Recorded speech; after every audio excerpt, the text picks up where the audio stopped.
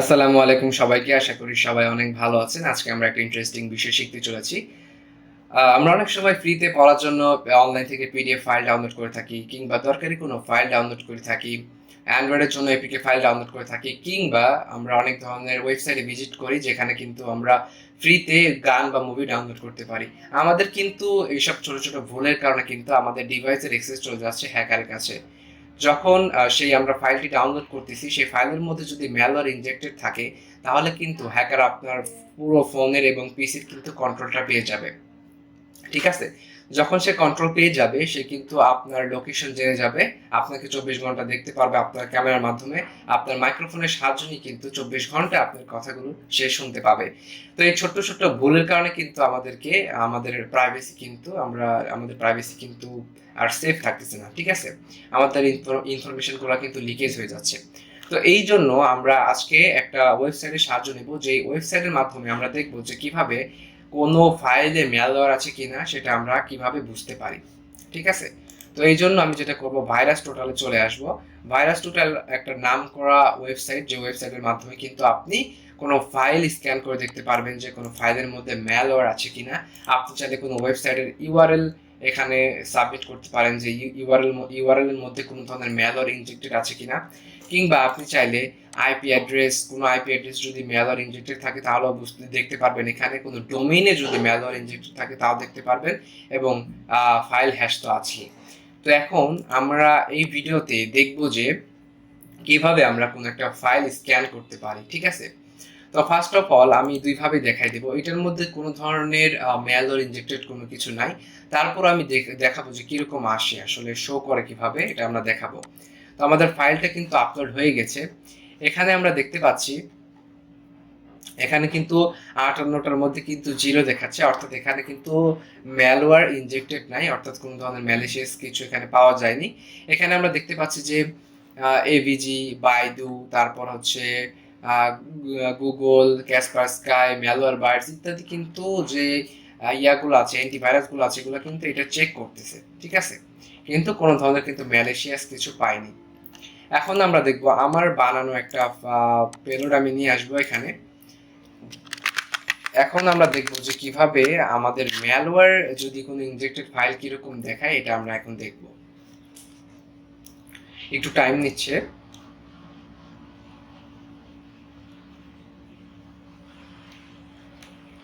ওকে,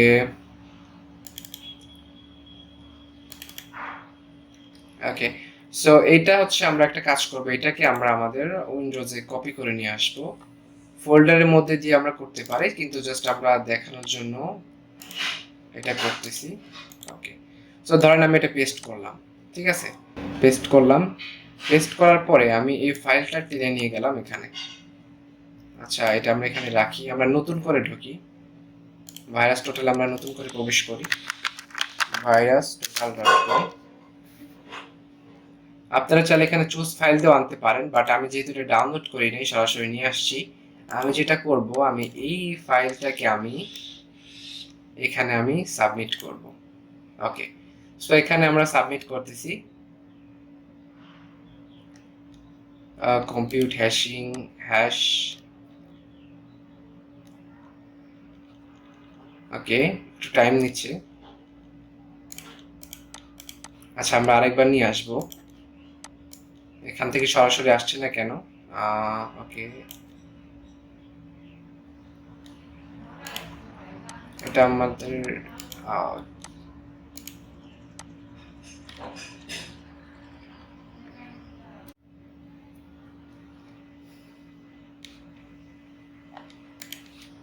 এটা আমরা আমরা আমাদের ফাইলটা সরাসরি নিয়ে আসবো।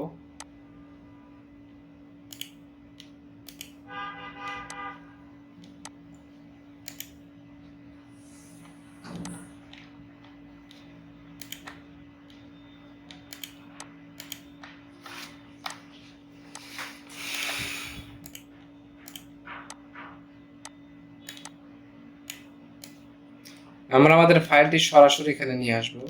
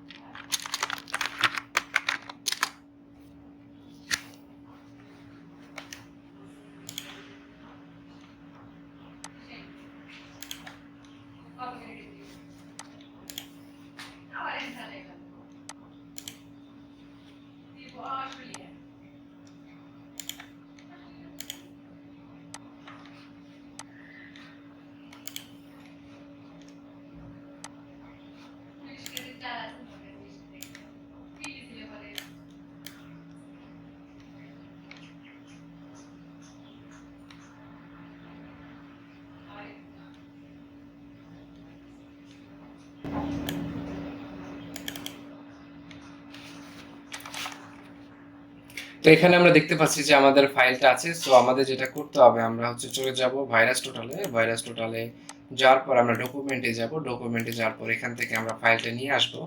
এখানে আমরা ফাইলটা আপলোড করে দেওয়ার পর দেখতে পাচ্ছি যে 71টার মধ্যে কিন্তু